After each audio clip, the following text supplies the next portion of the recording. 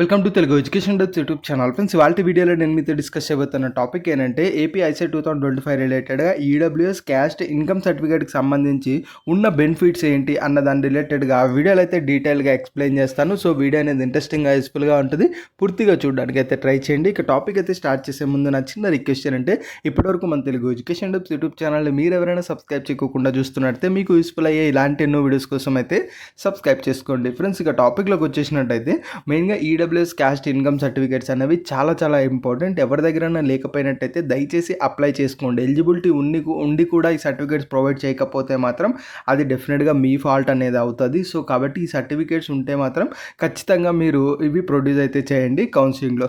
మరి ఒక్కొక్క సర్టిఫికేట్ రిలేటెడ్గా ఏమేమి బెనిఫిట్స్ ఉంటాయన్నది ఇప్పుడు డీటెయిల్గా మనం అయితే గమనిద్దాం. ముందుగా ఈడబ్ల్యూఎస్ సర్టిఫికేట్ ఏంటి అంటే ఇది ఎకనామికల్లీ వీకర్ సెక్షన్. ఈ సర్టిఫికేట్ కేవలం ఎవరైతే ఓసీ కేటగిరీకి చెందిన వాళ్ళు ఉన్నారో వాళ్ళకి మాత్రమే ఇస్తారు. ఇప్పుడు ఓసీ కేటగిరీ అంటే అందరూ కూడా మనకు రిచ్ ఉంటారని చెప్పలేం కదా, అందులో కూడా పూర్ ఉన్న వాళ్ళు అయితే ఉంటారు. సో వాళ్ళు ఎకనామికల్గా వీక్ ఉంటారు కాబట్టి వాళ్ళకు ఈ యొక్క సర్టిఫికేట్ ప్రొవైడ్ చేయడం జరుగుతుంది. దీని ద్వారా కలిగే బెనిఫిట్స్ ఏంటి అంటే ఇప్పుడు ఒక కాలేజ్ మీరు తీసుకోండి, ఒక కాలేజీలో 100 సీట్స్ ఉన్నాయంటే ఈ 100లో మనకు 50 సీట్స్ అనేవి మనకు జనరల్ కేటగిరీలోకి అయితే వెళ్ళిపోతాయి. ఇక రిమైనింగ్ ఏవైతే 50 సీట్స్ ఉంటాయో ఈ రిమైనింగ్ 50 సీట్స్ మనకు రిజర్వేషన్లోకి అయితే వస్తాయి. అందులో మనకు బీసీ వాళ్ళకి ఇంత పర్సెంట్ రిజర్వేషను, అలానే మనకు ఎస్సీ వాళ్ళకి ఇంత పర్సెంటు, ఎస్టీ వాళ్ళకి ఇంత పర్సెంటు, అలానే ఈడబ్ల్యూఎస్ కోటా కింద ఇన్ని సీట్స్ అని చెప్పి మనకు డివైడ్ అయితే అయ్యి ఉంటాయన్నమాట. సో ఈడబ్ల్యూఎస్ కింద ఎగ్జాంపుల్ మనకు ఒక 10 సీట్స్ ఉన్నాయనుకోండి. ఇప్పుడు ఏం జరుగుతుంది, ఎవరైతే ఓసీ కేటగిరీలో ఉన్న వాళ్ళు ఈడబ్ల్యూఎస్ సర్టిఫికేట్ ప్రొవైడ్ చేస్తారో వాళ్ళకి మనకు ఈ యొక్క 10 సీట్స్లో నుంచి వాళ్ళకి సీట్ ఇవ్వడం అయితే జరుగుతుంది. సో కాబట్టి ఏంటి అంటే ఈడబ్ల్యూఎస్ సర్టిఫికేట్ ఉంటే మీరు ఏదైతే వెబ్ ఆప్షన్స్లో కాలేజ్ ఎంచుకుంటారో ఆ పర్టికులర్ కాలేజీలో ఈడబ్ల్యూఎస్ కోటాలో సీట్స్ ఉన్నట్టయితే ఆ సీట్స్ ఈ సర్టిఫికేట్ ప్రొవైడ్ చేసిన వాళ్ళకే ఇస్తారు. కాబట్టి అప్పుడు మీరు ఈ సర్టిఫికేట్ ప్రొవైడ్ చేసినట్టయితే మేబీ మీరు ఆ రిజర్వేషన్లో ఎక్కువ ర్యాంక్ వచ్చినా కూడా ఆ పర్టికులర్ కాలేజీలో సీట్ తెచ్చుకునే ఛాన్సెస్ అనేవి మనకు ఇంక్రీజ్ అనేది అవుతాయి. సో కాబట్టి ఈడబ్ల్యూఎస్ సర్టిఫికేట్ ఉన్నట్టయితే మాత్రం డెఫినెట్గా యూటిలైజ్ అయితే చేసుకోండి.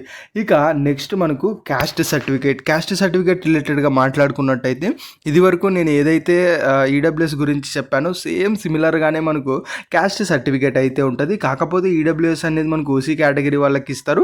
క్యాస్ట్ సర్టిఫికేట్ అన్నది మనకు ఏ కమ్యూనిటీ ఏ కేటగిరీ అయితే వాళ్ళు ఉంటారో వాళ్ళకి ఆ కేటగిరీ సర్టిఫికేట్ అయితే ఇచ్చేస్తారు. సో బీసీ కానీ ఎస్సీ కానీ ఎస్టీ కానీ వాళ్ళ రిలేటెడ్గా క్యాస్ట్ సర్టిఫికేట్ ఇస్తారు కదా. సేమ్ ఇందాక చెప్పినట్లే ఒక కాలేజీలో 100 సీట్స్ ఉన్నాయనుకోండి, అందులో 50 సీట్స్ జనరల్ కిందకి వెళ్ళిపోతాయి. రిమైనింగ్ ఏవైతే 50 సీట్స్ ఉంటాయో ఇవి మనకి డివైడ్ అయినప్పుడు ఎస్సీ ఎస్టీ అలానే బీసీ ఏవైతే కేటగిరీ ఉంటాయో ఇప్పుడు ఎస్సీ కేటగిరీలో ఒక 5 సీట్స్ ఆర్ 10 సీట్స్ రిజర్వ్ చేసి ఉంటారు, బీసీ కేటగిరీలో ఒక 20 సీట్స్ రిజర్వ్ చేసి ఉంటారు, ఎస్టీ కేటగిరీలో ఒక 5 సీట్స్ రిజర్వ్ చేసి ఉంటారు అనుకోండి.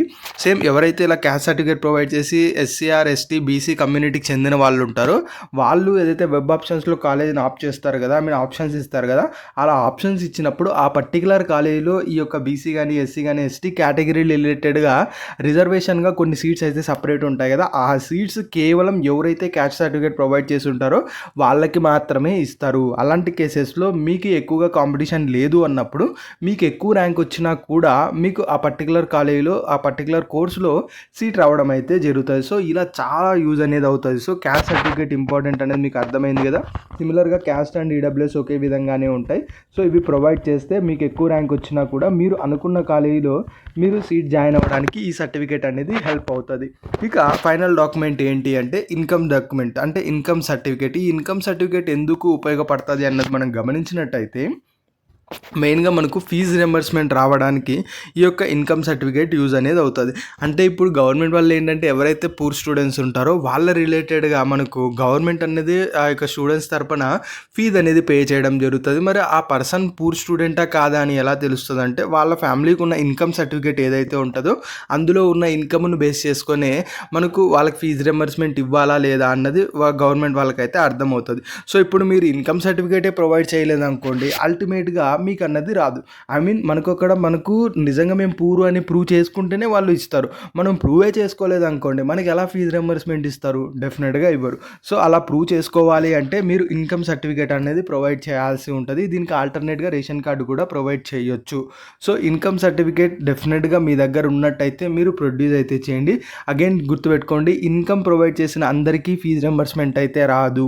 ఇన్కమ్ సర్టిఫికేట్‌లో ఏదైతే గవర్నమెంట్ వాళ్ళు చెప్పిన ఏదైతే మనకు లిమిట్ ఉంటదో అమౌంటు, అంతకంటే తక్కువ అమౌంట్ ఉంటే మాత్రమే మనకు ఫీజు రింబర్స్మెంట్ అయితే వస్తది. లేదంటే రాదు. ఇది ఇంకొకసారి నోటిఫికేషన్ చెక్ చేసి నేను అప్డేట్ చేస్తాను, కౌన్సిలింగ్ నోటిఫికేషన్ చూసి. ఇక్కడ మెయిన్‌గా ఏంటి అంటే కమ్యూనిటీ వైజ్ మనకు అగైన్ డిఫర్ ఉంటది. ఎస్సీ వాళ్ళకి 2.5 లాక్స్ కంటే తక్కువ, బీసీ వాళ్ళకి 1 లాక్ కంటే తక్కువ ఇలా ఎలిజిబిలిటీ అయితే ఉంటది. అది నేను మీకు అగైన్ అప్డేట్ చేస్తాను వీడియోలో. బట్ ఈ డాక్యుమెంట్ ఉంటేనే మీకు ఫీజు రింబర్స్మెంట్ వస్తది. లేదు అంటే మీకు ఫీజు రింబర్స్మెంట్ రాదు. మీరే బై హ్యాండ్‌గా ఓన్‌గా మీరే మనీ అనేది పే చేసుకొని కాలేజీలో చదవాల్సి ఉంటది. సో కాబట్టి ఈ డాక్యుమెంట్స్ చాలా చాలా ఇంపార్టెంట్. వాటి వల్ల కలిగే బెనిఫిట్స్ అయితే ఇన్నున్నాయి. సో కాబట్టి ఈ డాక్యుమెంట్స్ మీ దగ్గర ఉన్నట్టయితే ఖచ్చితంగా యూటిలైజ్ అనేది చేసుకోండి. లేకపోయినట్టయితే మీ సేవలో అప్లై చేయండి, మీకు వచ్చేస్తాయి. అప్పుడు వాటిని యూటిలైజ్ అనేది చేసుకోండి.